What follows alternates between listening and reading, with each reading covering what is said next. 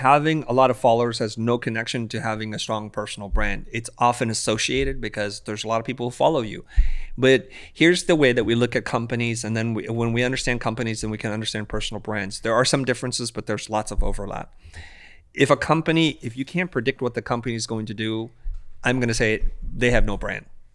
And the classic test, I think it's either Seth Godin or somebody else who had said this, who said, if you transpose two brands, could you accept that this company can survive? And the example is, if Nike were to create a hotel, could you predict that? Yeah. If Hilton created a shoe, could you predict that? I'm like, Hilton shoes, I'm not buying. Hilton hotels, I can't even tell what they do. Right. Besides being semi-affordable and kind of like almost together, but not totally, that's their brand. And it's the associations that I have.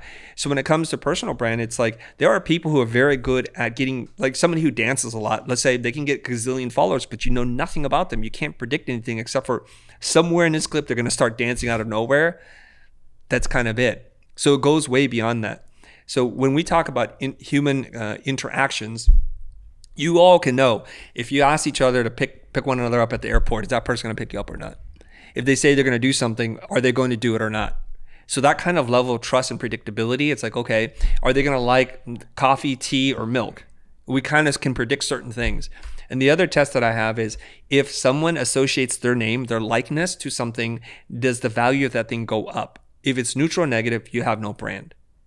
So I argue whatever shirt that you all are wearing, it's more valuable because of what's been printed on it. Because if you were to blast all that information off, it would sell as a commodity for the lowest price. And you can buy a pack of t-shirts at Costco probably for like $10. And people do that because they don't care about brand or communicating to other people their associations, their affiliations, their values, what their preferences are.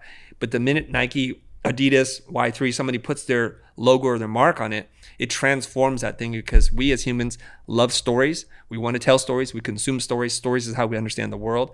And all of a sudden that little mark tells us a story. And we love being a part of something. Right. 100%. Yeah. Because being ostracized socially is one of the worst things that can happen to you. 100%. And I feel like we like aspirationally buy brands. Like I wanted to buy like Aim Leon Dore because like I want to seem like a guy that knows a lot about basketball and like it has like cool street style, which like I don't really, but I want to be seen as such, you know, and I want to feel like I do. Really, is the main thing, right? So I would want to like buy a sweatshirt for $300 or whatever, because then you get to feel it some way. And you're gonna get a large next time. Yeah, I bought it way too small. You know, but I'll say this. A buddy of mine has a fake Louis Vuitton wallet. Okay. And he was at the bar and he's like, credit card pays. And then all of a sudden, the person next to him, a woman, was like, oh, hey, how's it going? And he's like, this stuff works. It does work. It says I'm at a certain place that I can afford a knockoff Louis Vuitton wallet.